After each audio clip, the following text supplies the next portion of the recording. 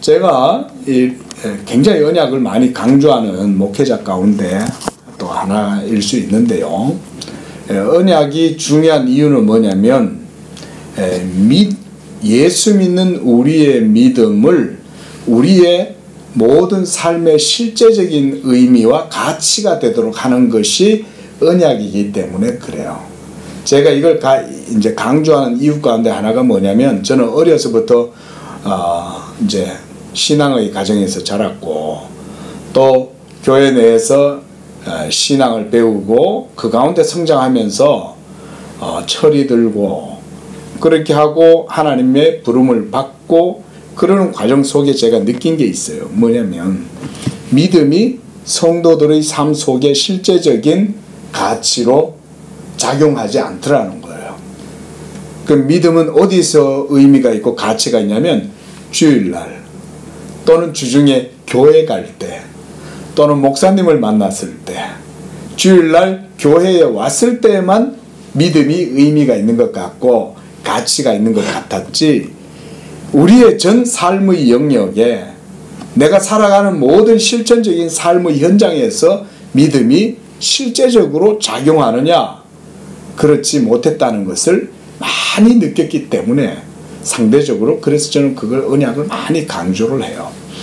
하나님께서 은혜를 주셔서 이 언약을 깨닫게 하시고 성경 속에 있는 이 언약의 진리를 보게 하셨을 때에 이것을 통해서 하나님이 정말 우리의 삶 가운데 정말 뜻이 하늘에서 이루어진 것 같이 땅에서도 이루어지게 되는, 그것을 많이 제가 깨달은 거예요. 여러분, 뜻이 하늘에 있다는 말은 우리의 삶과 괴리가 되고 차원이 다른 저 하늘에 어떤 초월적인 또는 주관적인 그런 영역에만 머물러 있는 그런 것이 아니라 땅에서도 이루어지는 게 우리의 신앙이라는 거예요. 땅에서 이루어진다는 것은 뭐냐? 여러분들이 살아가는 모든 삶의 모든 상황들, 전 삶의 영역들, 그게 신앙의 영역과 다 이렇게 긴밀하게 연결되어져 있다, 이런 말이에요. 이스라엘 백성들은 그렇게 살았습니다.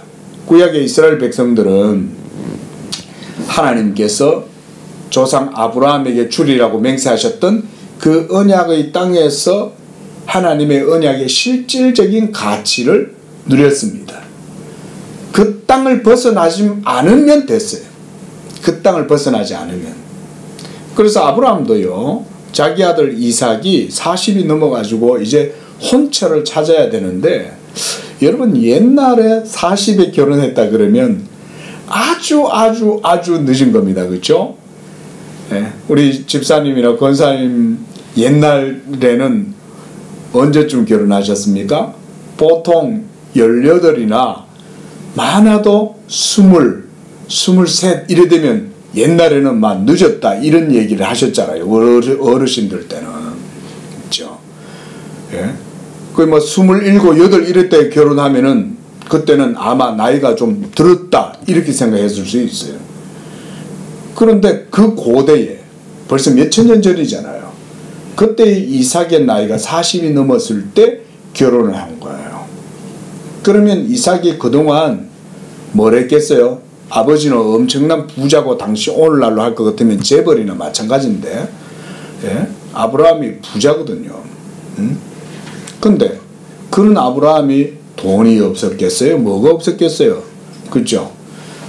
아들을 결혼시키는 데 있어서 부족함이 없었어요. 얼마든지 결혼시킬 수 있었어요. 그런데도 불구하고 40이 되도록 결혼하지 않은 이유는 뭐냐? 하나님의 언약의 그 땅 가운데에 아직은 이삭의 혼처가 될 만한 사람이 없었던 거예요.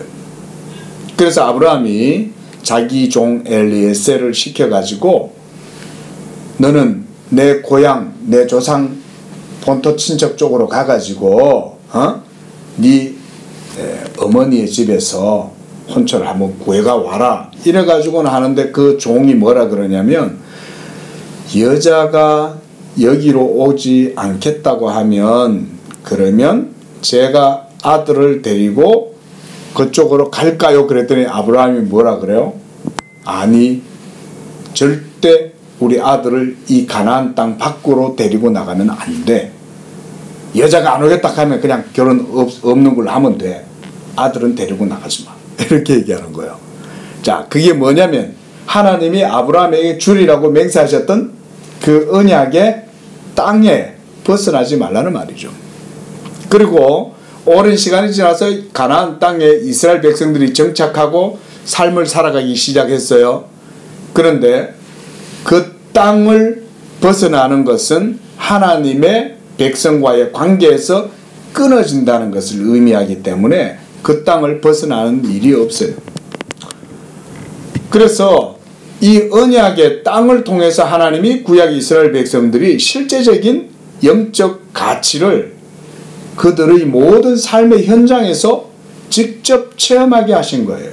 그래서 젖과 꿀이 흐른다라는 말은 그 땅에서 나는 식물들이나 그 땅에서 자란 동물들을 통해서 그들의 모든 삶을 살아간다는 말인 거죠. 거기에 농사를 짓고 살아가는 거예요.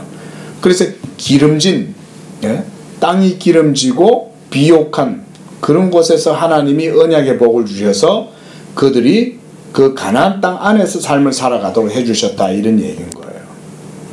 그런 게 구약시대 때는 영적 의미입니다.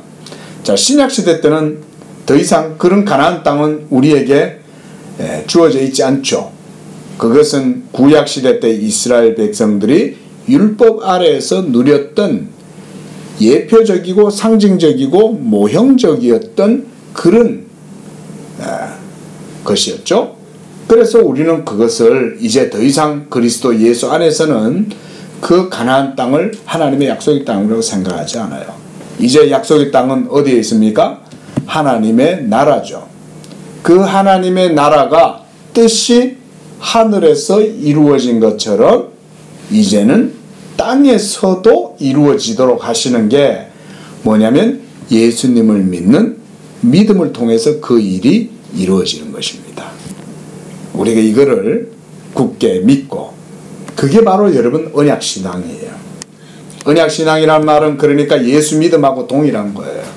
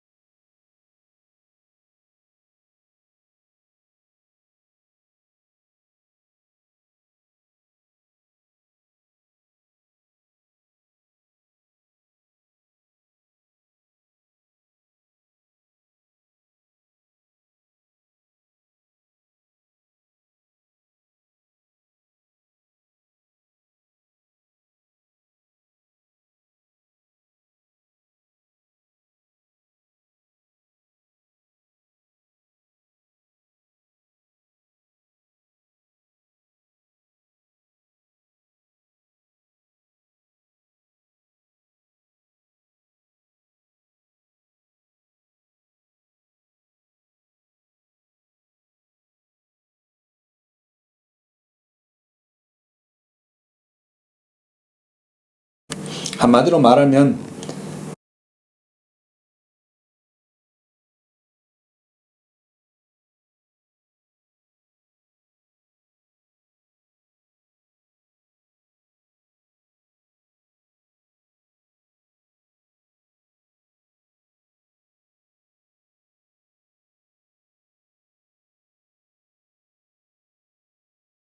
그러니까 여러분이 예수님을 믿는 그 믿음은 하나님이 여러분 안에서 증거하고 계시는 거예요. 그래서 우리가 예수님을 믿되 증거에 기초해서 믿는다 이 말인 것입니다. 증거에 기초해서. 그래서 우리의 믿음의 기초가 뭐냐? 저는 오늘 본문을 그래서 언약과 믿음이다 라고 하는 이런 관계에서 여러분에게 오늘 이 본문을 통해서 우리가 살펴보려고 그러는 거예요. 자, 믿음의 기초. 우리는 이 부분에 대해서는 이제 확실하게 얘기할 수 있어야 됩니다. 아유 목사님 그냥 내가 믿으니까 그게 믿음이지요. 이렇게 생각하면 안 됩니다. 그것은 성경적인 믿음이 아니에요. 그래서 제가 이 부분에 대해서는 여러분들에게도 종종 강조하는 거예요. 왜냐하면 많은 사람들이 사람 속에 있는 종교성을 믿음이라고 착각하기 때문에 그래요. 여러분, 종교는 우리 기독교뿐만 아니라 이 세상에는 수도 없이 많죠. 그렇죠? 예? 이름만 갖다 붙이면 종교예요. 저 일본에는 신의 이름이 어마어마하게 많은 거예요. 모든 걸 다, 심지어 그런 신도 있대요. 일본 사람들이 그 얘기를 하는 걸 제가 봤어요. 네? 바늘이 부러진 걸 모아놓는 거예요. 바늘 쓰다 보면 바늘이 부러질 수 있잖아요. 그럼 그거를 모아가지고 놓은 그런 항아리를 갖다 놓고 그거조차도 신으로 섬기는 게 일본이에요. 그 일본은 그래 따지면 신의 종교도 많은 만큼 종교도 많은 거죠. 어떤 사람은요 자기가 보살이래요. 그 자기 자신의 신이에요. 우리나라에 있는 사람들 많습니다. 그래서 우리나라에 있는 절들은요 대부분 다 같은 절이라고 보면 안 돼요. 특히 동네 가운데 있는 절들 가운데 이런 그 회색 옷, 그 승려복 같은 거 입고 다니시는 아주머니나 아저씨들 있죠. 그분들요 뭐 하는 분들이냐면 자기를 보살이라고 생각하는 사람들이에요. 한마디로 자기를 신이라고 생각하는 사람들이에요. 처음 듣죠 이런 얘기? 예. 근데 지금도 자기가 보살이다 신이다라고 주저없이 주장하고 생각하는 사람들이 우리나라 우리 주변에도 적지 않아요 여러분. 예. 그만큼 종교가 많아요. 자, 그들이 가지고 있는 그런 종교심, 말하자면 신심이죠. 믿는 마음, 그런 신심을 가지고 있는 것과 예수 믿는 여러분들의 믿음이 같냐 다르냐, 제가 지금 그 얘기를 드리려고 그러는 거예요. 여러분 어떻게 생각하세요? 기독교는 이 부분에 있어서 성경이 정확하게 그 얘기를 해주고 있습니다. 여러분들은 최소한 우리 양재교회 성도들은 이걸 확실하게 알아야 돼요. 오늘 본문이 바로 그 얘기를 하는 거예요. 내가 예수를 하나님의 아들로 믿고 하나님의 그리스도 메시아로 믿는다는 것은 바로 내 안에 그 믿음에 대한 증거가 있기 때문에 내가 예수를 하나님의 아들 메시아로 믿는다.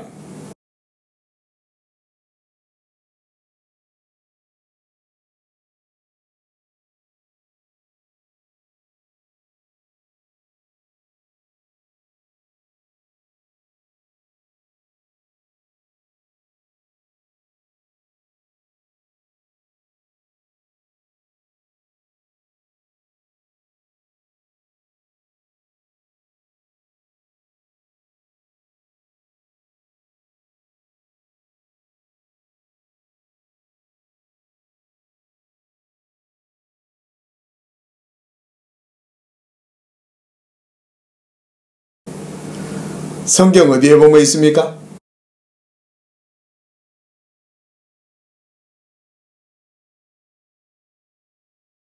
그렇죠. 예수님의 그 속죄 사역을 보여주는 게 레위기에서 물과 피를 사용하죠.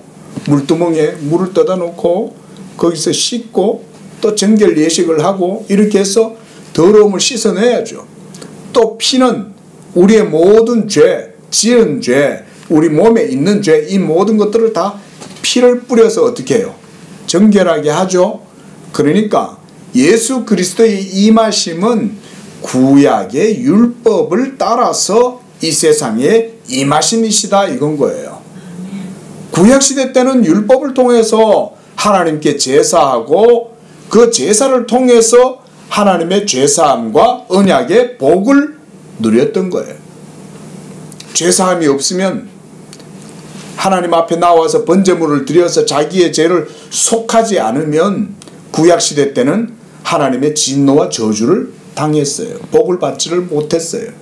그래서 늘 죄가 생각날 때마다 희생양을 끌고 가서 희생제물을 하나님 앞에 드리면 제사장이 그 제물의 피를 받아가지고 그 사람에게 뿌려요. 예? 우슬초에다가 발라가지고는 탁 피를 뿌리면서 네 죄가 사함을 받았다라고 선언을 합니다. 그런데 이것은 죄가 생각날 때마다 했어요. 그죠? 죄가 생각나면 또 희생번제를 가지고 하나님 앞에 드리고 또 죄를 사하는 이런 의식을 또 행했어야 했어요. 근데 예수 그리스도께서 오셔서 하나님의 어린 양 희생양이 되심으로 단번에 자기를 하나님 앞에 드리심으로써 영원한 속죄제물이 되시니까 이제는 더 이상 반복해서 우리가 하나님 앞에 어떤 피와 물을 드릴 필요가 없어요. 예수 그리스도가 자기의 물과 피를 온 몸으로 다 흘러내고 그렇게 함으로써 이제 우리의 모든 죄를 씻어 주셨기 때문에 그래서 물과 피로 예수 그리스도께서 임하셨다 이 말이에요. 그래서 이 말씀 속에는 기본적으로 예수 그리스도의 성육신을 강조하고 있는 거예요. 예수님이 우리와 같은 사람이 되셨다는 것을 이렇게 강조하고 있는 거예요. 또 한 가지가 있습니다. 예수 그리스도만이 오셔서 우리의 구속을 이루는 게 아니라 동일하게 그 다음 뭐가 있어요? 물로만이요 물과 피로 임하셨고 증언하는 이가 성령이시다 그랬습니다. 자, 예수 그리스도는 우리가 신학적으로나 교리적으로 말하기를 역사적 실제적으로 이 땅에 육체를 입고 오신 하나님의 아들이다 그랬어요. 그렇죠? 그러니까 역사 속에 실제로 오셔서 그 몸으로서 십자가의 모든 사역을 감당하셨으니까 이 예수님의 사역과 죽으심을 통해서 하나님의 율법의 객관적인 모든 의의가 십자가에서 성취가 된 거예요.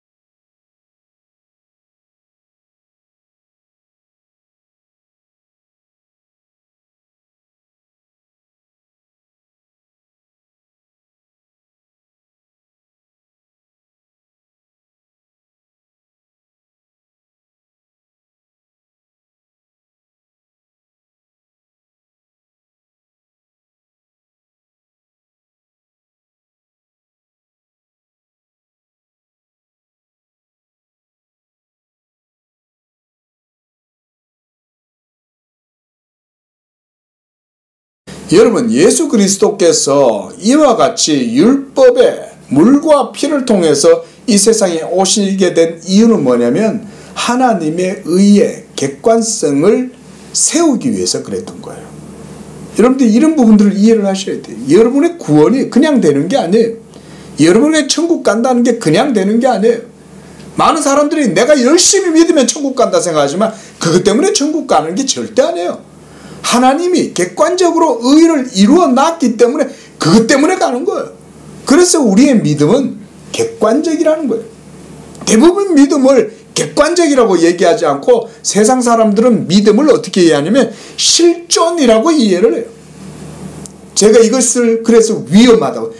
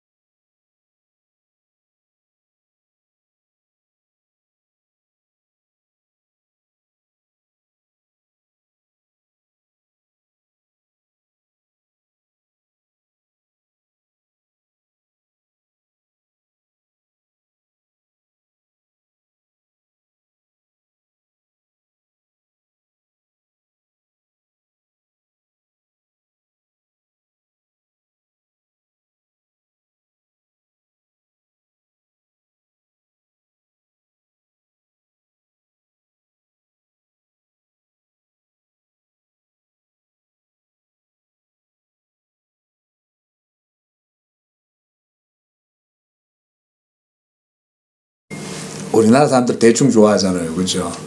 아이, 그 대충. 그냥 뭐 이렇게 넘어가지 뭐. 이러면서. 예. 근데 사람들 간에는 뭐 이럴 수도 있고 저럴 수도 있어요. 그게 크게 중요하진 않아요. 근데 하나님에게 있어서는 그렇지 않아요.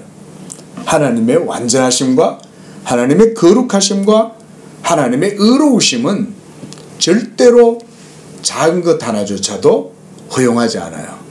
그래서 예수님이 이런 말씀하셨습니다. 천지가 없어지기 전에는 율법의 1.1획도 어떻게 된다 그랬어요? 땅에 떨어지지 않는다. 없어지지 않는다. 예. 그게 율법이에요. 여러분, 우리가 왜 죽습니까? 형벌을 당하는 거죠. 그러면 우리가 죽지 않고 영원히 살려면 어떻게 해야 됩니까? 그 형벌을 제거해야죠. 그러려면 그 율법의 법칙을 제거해야 우리가 더 이상 정죄를 당하지 않겠죠. 사도 바울이 너희는 이제 예수와 함께 십자가에 못 박혀서 율법에 대하여 어떻게 했어요? 죽었나니. 율법에 대하여 우리는 이제 그리스도와 함께 십자가에 못 박혀 죽었으므로 율법을 여러분이 정죄하지 못하는 거예요. 율법이. 그래서 우리는 더 이상 죄정함을 당하지 않는 거예요. 믿으시기 바랍니다. 이게 그리스도께서 물과 피로 임하셔서 그가 바로 예수 그리스도께서 일을 하신 거예요. 이제 두 번째는 성령이신 거예요. 이 성령님은 이제 우리 안에 오셔서 뭘 하냐면 영적 모든 진리를 우리에게 적용시켜 주시고 그리고 예수 그리스도가 이루신 그 의를 우리 안에서 효력을 일으키시는 분이에요. 따라하겠습니다. 성령은 적용하시고 효력을 일으키신다. 시작. 성령은 적용하시고 효력을 일으키신다. 예, 이렇게 딱 이해를 하셔야 돼요. 이게 우리의 믿음의 내용이에요. 성령이 우리 안에 오셔서 2000년 전에 십자가에서 죽으시고 의를 이루신 다 이루었다라고 얘기하셨던 그 의, 그 이루신 것을 우리에게 이제 생명의 능력으로 적용시켜주고 그래서 그 생명이 우리 안에 실제적으로 효력을 일으키도록 성령이 역사하시는데 그게 바로 이 말이에요. 자, 9절 하반절 뭐라고 해놨습니까? 성령은 어떤 분이에요? 진리시다. 여러분 여기에 바로 성령의 사역의 표현이 있습니다. 성령이 진리라는 말씀은 뭐냐면 성령 자체가 하나님의 진리심으로 우리 안에서 믿음의 그 역사를 일으키고 그걸 통해서 그 믿음으로 우리가 예수 그리스도의 구원의 은혜를 누리도록 하셨다 이 말인 거예요. 그게 성령은 진리다. 그래서 이와 같이 우리의 믿음의 객관성, 우리의 믿음의 확실성을 위해서 특별히 여러분 3이라는 숫자는 굉장히 중요하죠. 그렇죠?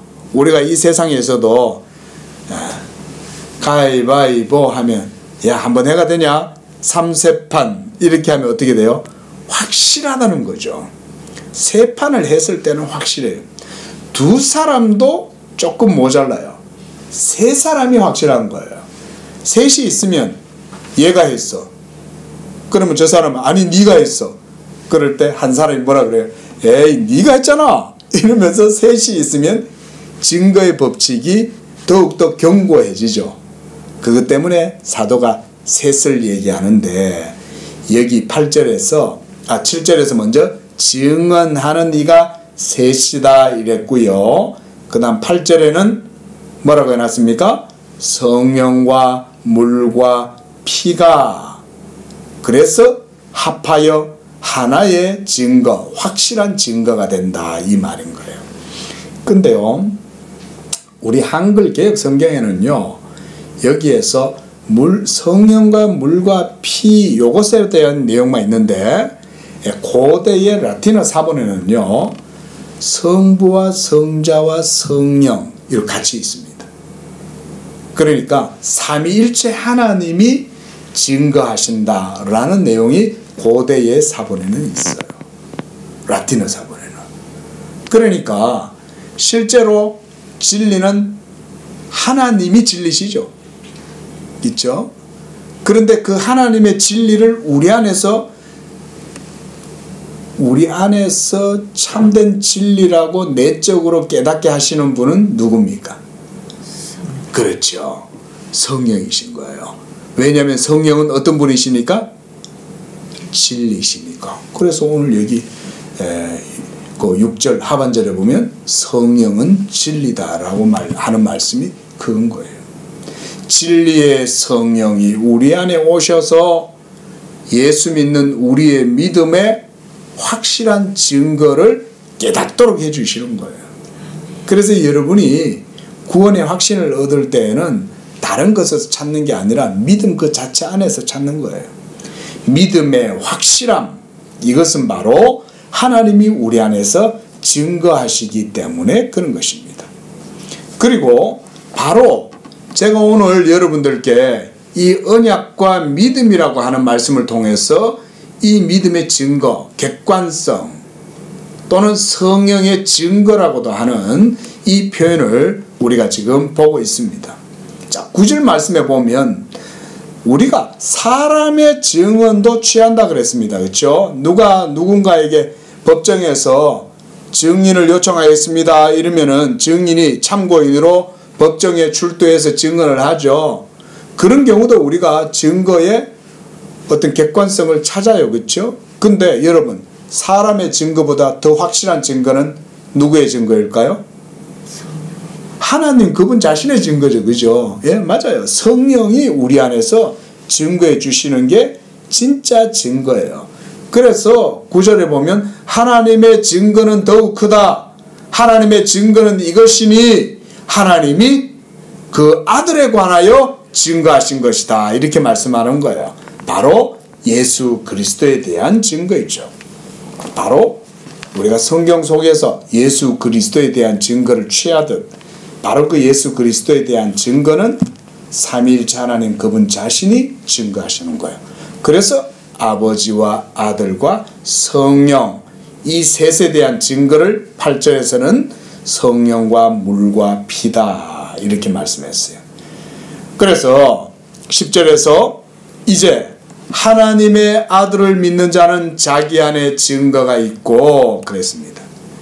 여러분이 하나님의 아들 예수 그리스도를 믿을 때에는 그 믿음은 하나님이 여러분 안에서 믿을 증거를 주시는 거예요. 내가 열심히 믿으면 내 믿음이 더욱 확실해지는 게 아니에요.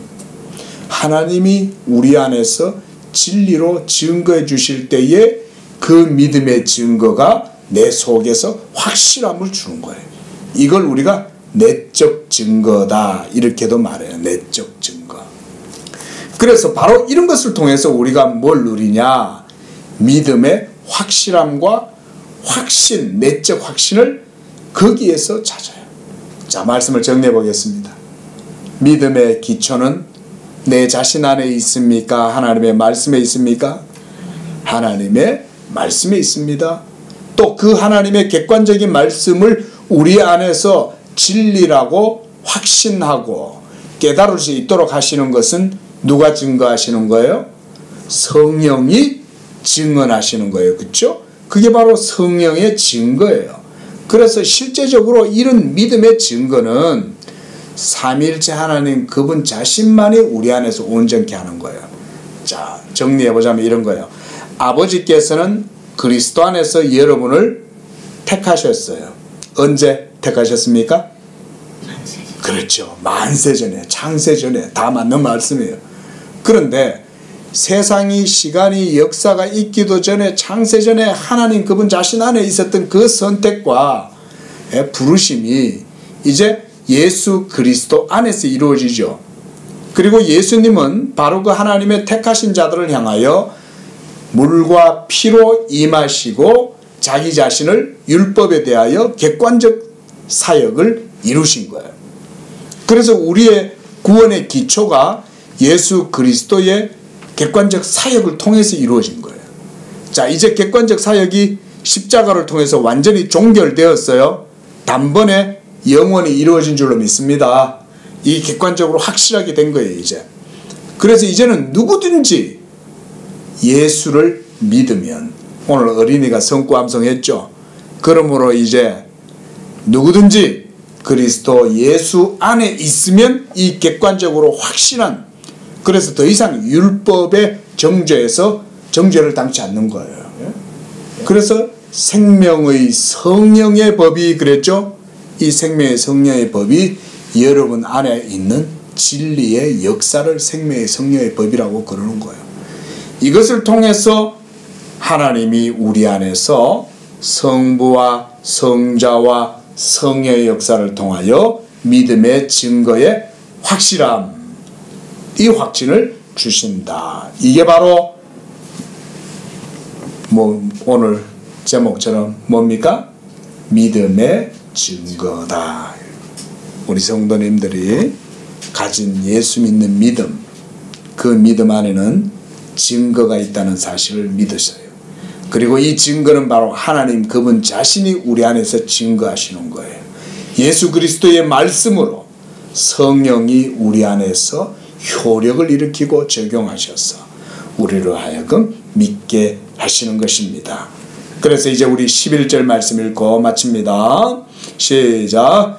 또 증거는 이것이니 하나님이 우리에게 영생을 주신 것과 이 생명이 그의 아들 안에 있는 그것이니라. 그의 아들, 성육신하신 예수 그리스도, 신성과 인성이 연합되어져 계시는 그 한인격, 그 중보자 안에서 우리가 이 참 생명을 누리게 된다. 바로 이것이 믿음의 증거입니다. 기도하겠습니다. 거룩하신 하나님, 오늘 특별히 언약과 믿음에 대해서 또한 믿음의 증거, 우리 안에서 역사하시며 내적으로 증거하시는 성령 하나님의 진리의 증거와 그리스도 예수께서 성육신하셔서 객관적으로 이루신 그 의에 대해서 오늘 우리가 말씀을 들었습니다. 우리 사랑하는 성도들이 이 땅 가운데에서 하나님을 믿고 예수 그리스도를 구주로 영접하여 그 믿음으로 살아갈 때에 우리 성도들의 모든 삶 가운데 이 하나님의 하늘의 언약이 성도들의 모든 삶의 지경 가운데에 믿음으로 임하게 하여 주시고 그 믿음의 실질적인 의미와 가치가 저들의 모든 삶의 지경에 언약의 복으로 임하게 하여 주시옵소서. 하나님의 아들을 믿는 자들 안에는 믿음의 증거가 있다고 하여 싸우니 이 확실하고 이 믿음의 확신을 가지고 우리 성도들이 땅 가운데에서도 복음의 담대함과 복음의 자유함과 성령의 진리로 말미암아 영적으로 늘 아버지의 확신 있는 삶을 살고 승리하는 삶을 살아가도록 축복하여 주시옵소서. 예수님의 이름으로 기도합니다. 아멘.